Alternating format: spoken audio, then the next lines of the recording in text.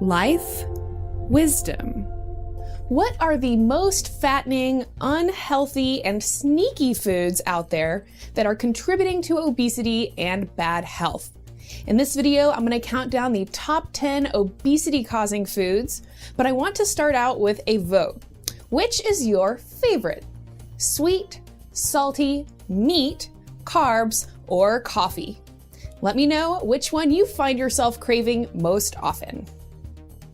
Throughout this video, if you see a video appear next to me, it's because that video delves more deeply into whichever topic I'm discussing. So these videos, for instance, give simple guidelines on how to eat a healthy and weight-conscious diet. And when you click on one of those videos, it'll open up in a new tab so you can continue watching this video and then check that one out later. For every evil but scrumptious junk food out there, there's another food right next to it that claims to be fat-free or the diet version or the sugar-free version of that other food. But these are not foods that are going to help you lose weight. Number one, these are still processed foods that are loaded with empty calories. And number two, if, for instance, it says it's the sugar-free version, then they've replaced that sugar with fat. And if it's the fat-free version, then they've replaced that fat with sugar. Oftentimes, the diet or fat-free version of the other food is going to be even more harmful than the original food it's trying to replace. Diet Coke, for instance, actually contains more caffeine than regular Coke, which I think is one reason why people get so addicted to it. And many foods that are sugar-free often contain artificial sweeteners like aspartame, which is actually known to be neurotoxic. So don't let them play this Jedi mind trick on you. You're smarter than that. Recognize that if it's a junk food and there happens to be one that says diet or fat-free or whatever, it's still a junk food, it's still an obesity-causing food, it's still a food that you want to avoid. Hungry? Why wait? Now, I like Snickers bars, but they really kind of ticked me off with this ad campaign. Telling a hungry person to reach for a candy bar is just plain cruel. Not only have they then shoveled in tons of sugar, tons of empty calories that are going to turn straight into fat, but they're also going to be feeling even more hungry shortly after eating it. So every time we eat food, we add sugar to our blood. And when we eat a lot of sugar and add a lot of sugar to our blood all at once, we get a blood sugar spike. So when we are putting sugar into our blood by eating a food, insulin is released, and insulin is a fat storage hormone. So every time I say the words blood sugar spike, you can just equate that with storing fat. And then another thing about the blood sugar spike is that as it falls and gets lower, it's going to result in more hunger again. So you're going to be feeling hungry, you're going to be feeling moody even, as soon as that blood sugar spike kind of starts moving down. So if we want to satisfy a sweet tooth, for chocolate, I like to eat dark chocolate. It usually has a lot less sugar in it. And with just a couple of bites, you can satisfy that craving for chocolate. And if you're having a craving for a tangy candy, then I would recommend that you actually reach for a fruit. The foods that those candies are often chemically altered to taste like. When you're eating a fruit contains a lot of fiber. So even though there is sugar in the fruit, the fiber in that fruit helps to kind of mellow out the effect on your blood sugar. So rather than getting a really intense blood sugar spike like you just ate a teaspoon of sugar, it's a little more leveled out. So it's going to sustain you for longer, keeping you fuller longer, and it's not going to result in you feeling hungrier and feeling even moody shortly after eating it. And if you're hungry, I would recommend that you don't reach for something sweet. Reach for a snack like nuts or trail mix, or just go ahead and eat a meal. Americans consume more than 1 billion pounds of beef every year, and that's just at the McDonald's alone. I've talked before about the dangers of processed meats, but they are also an obesity-causing food. You should recognize that most conventionally farmed animals are purposefully fattened up with a grain diet. And when we eat those really fatty animals, guess what? That's an obesity-causing food for us too. And it's also important to realize that many of the processed meats that we find, either the processed deli meats, hot dogs, sausages, these are really high contents of fat, and they also contain a whole host of other chemicals as well, things that we really want to be avoiding. So I'm not going to tell you to not eat meat, even though I don't eat meat, but what I will tell you is that if you're going to eat meat, and this would include dairy products, you want to look for the words grass-fed or pasture-raised. And what that means is that that animal had a diet, its natural diet of eating grass, of eating the greens that it's supposed to eat. And so the result is that that animal is a lot leaner, and its meat is going to be leaner as well. So not only is it going to be more healthful to eat grass-fed meat, but it's also going to be a lot less fattening. White, refined, bleached, unbleached, and especially enriched flour products. These you will find in most of your conventional baked goods like bread, pasta, cookies, cakes, etc. The first offense of white bread is that these are empty calories. And what that means is that all of the nutrients and the fiber have been stripped out of the food, leaving you the refined white flour product. Empty calories, though the name is a little deceiving, are still calories that are going to turn into fat in all of your least favorite places. But because they don't contain fiber and they don't contain nutrients, they're not going to keep you feeling full and satisfied, and they can even end up making you feel more hungry sooner. White bread's second offense is loads of sugar. In the video, The Truth About Carbohydrates, I explain that eating white refined flour products is going to spike our blood sugar just as much as eating a spoonful of sugar. So if we're trying to lose weight, we need to look at those white flour products and recognize that they contribute immensely to weight gain. Now, this doesn't mean that you have to completely give up your cakes and breads and cookies and whatever it may be. You just want to look on the label for the words 100% whole wheat or sprouted grains.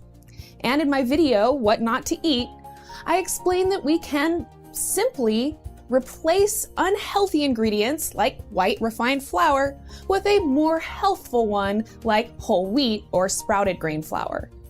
It's also important to remember that some people are completely allergic to wheat and gluten, and you want to keep that in mind as you're figuring out if you want to eat these foods or not. All right, you're not stupid. You know that fried foods are fattening and really not good for you, but just how bad are they? Most fried foods are battered, right? So they're actually taking that refined white flour that I talked about a little while ago and then adding a whole bunch of oils to it. Most of these oils are actually rancid at the time that they're used. They're either genetically modified or partially hydrogenated. Just in general, the fats and oils used in pretty much all junk foods and processed foods are really low quality to begin with. And then when you combine them with a carbohydrate, you're really adding insult to injury when it comes to weight gain. We described this in more detail in the video, Why Fast Food Makes You Fat. It's also important to realize that cooking at extremely high heats also creates chemicals in and of itself. One is acrylamide, and it's actually indexed as a probable human carcinogen. It has been known to cause tumors in rats. And acrylamide is formed whenever you bring up foods to a really high temperature. So frying foods and even barbecuing foods is going to result in these harmful chemicals. So I recommend always baking or cooking at low heats, steaming, and avoiding these fried and barbecued foods as much as you can. I hate to break it to you, I really do. But no matter what your box of processed cereal claims, this is still an obesity-causing food. And it's not very healthy either.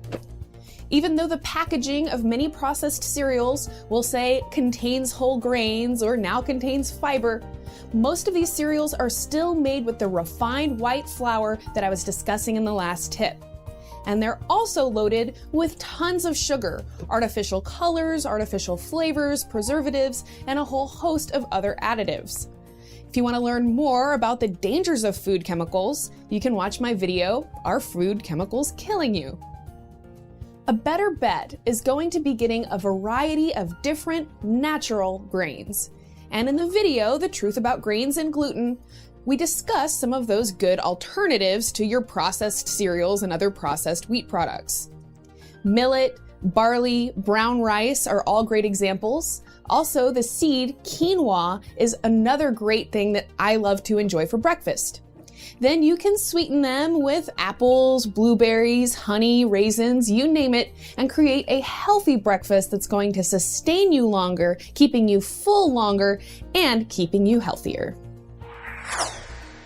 Now, I know I already ragged on fried foods, but French fries and potato chips really deserve their own category. So, as I mentioned earlier, we're adding insult to injury when we take a high-carb food like a potato and then pair it with fats, which is what we're doing every time we make French fries or have potato chips. So these are tons of empty calories with no fiber, no nutrition in them. And they are also going to spike your blood sugar because of that high carbohydrate content. But I want to offer you some good alternatives because all of us have salt cravings. Salt is an important nutrient, and that's why we crave it so often. So the key is to have a high quality salt. I recommend a sea salt like Himalayan pink salt, or really any kind of sea salt that you can find in your health food store. When you're eating a sea salt, it contains 84 different minerals, it contains trace elements, it also contains electrolytes. So it's going to not only satisfy your salt craving, but it actually offers you health benefits, whereas the normal iodized refined salt that we're usually eating actually contributes no health benefits. And you can make your own chips out of just about anything, and you can bake them. So you could take sweet potato, zucchini, or even a regular potato. You can also take kale, for instance. I like to coat them in coconut oil and then bake them at around 375 or 325 degrees for just a little while. And you're going to get a nice, salty, crispy snack that is going to be a lot healthier than your standard French fries or bag of potato chips, which are often loaded with other chemicals as well. One of those little cinnamon scones at Starbucks contains 480 calories. And I just want to point out that that's about the same as a quarter pounder with cheese from McDonald's. When we're eating these confectionery delights, pastries, donuts, they're combining that white refined flour that I've already harped on with a whole bunch of sugar, and in some cases, like with donuts, they're actually then deep fried. So if you're somebody who finds yourself reaching for these sweet, high-carb snacks, my recommendation is to start making them yourself in your own kitchen.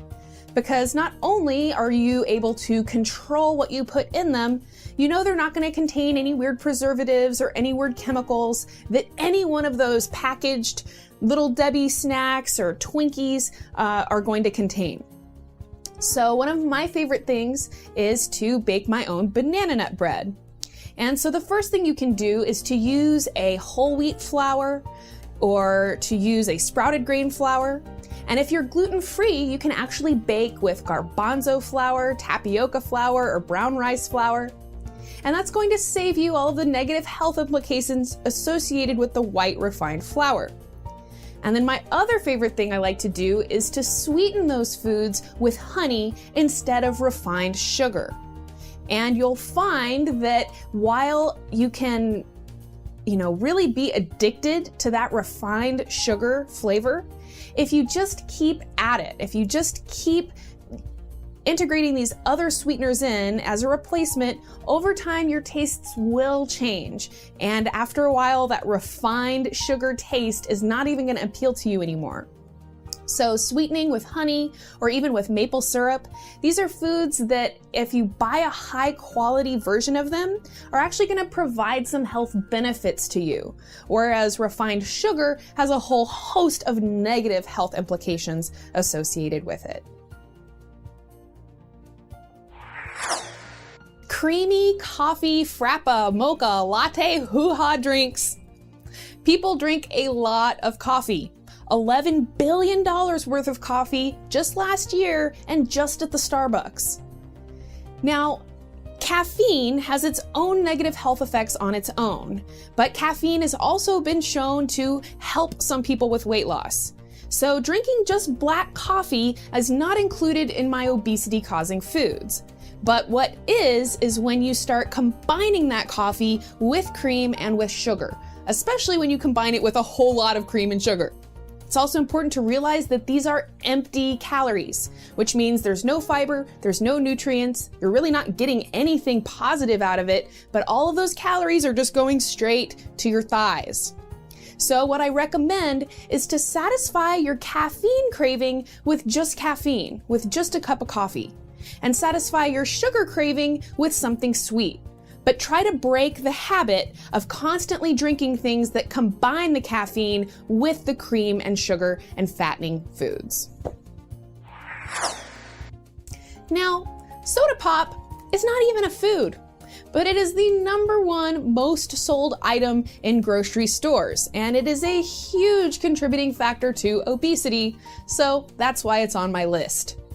It's important for you to realize that the calories we drink may be the most stealthy obesity-causing calories that we consume.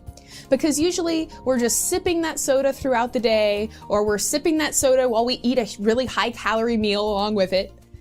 And not only is this really horrific for our teeth and is rotting our teeth every time we drink soda, but it's also contributing to obesity and diabetes. So I recommend that you at least significantly cut back on soda, if not just completely give it up altogether. I've known several people who just from giving up soda alone, only change to their diet is giving up soda. They're able to lose 10 pounds or 20 pounds. It's kind of insane. And I also want to emphasize that Diet Coke is not a good alternative.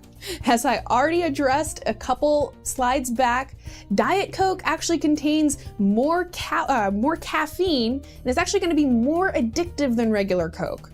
So I recommend just completely turn your back on those carbonated soda beverages and enjoy an alternative like carbonated water, or one thing I like to do is actually add berries or pieces of fruit into my water to kind of make it sweeter. But if you can eliminate the sodas from your diet, it is going to do a huge benefit to your waistline. In a future video, I'm going to discuss the top 10 worst things we could order at Starbucks. Now, normally we wouldn't think of Starbucks as the worst offender, but you just might be surprised. There is a lot of conflicting information out there about nutrition. One week this food is healthy, the next week it isn't healthy. One person tells you to eat it and another person tells you not to eat it. So in a future video, I'm going to talk about why nutrition information is so confusing and try to give you some simple tips to make it a lot less confusing. Thank you so much for watching this video. I really hope that you found it helpful, and I hope that you will leave me a comment letting me know which is your favorite. Be sure to subscribe to the Psyche Truth channel so you can see all of our future videos, and be sure to friend us on the Facebook. Thanks so much for watching. To see the video explaining the truth about carbohydrates and why they are obesity-causing foods, check out the video, The Truth About Carbohydrates. We all know that we shouldn't eat fast food, but if you want to learn why fast food is just so fattening, check out the video, Why Fast Food Makes Us Fat. For some really basic guidelines on how to eat a healthy and weight-conscious diet, check out my video, The Easiest Diet Ever. The term empty calories can be pretty misleading, but if you can understand which foods are empty calories and why you want to avoid them, you can not only control hunger, but you can also lose weight. check out my video.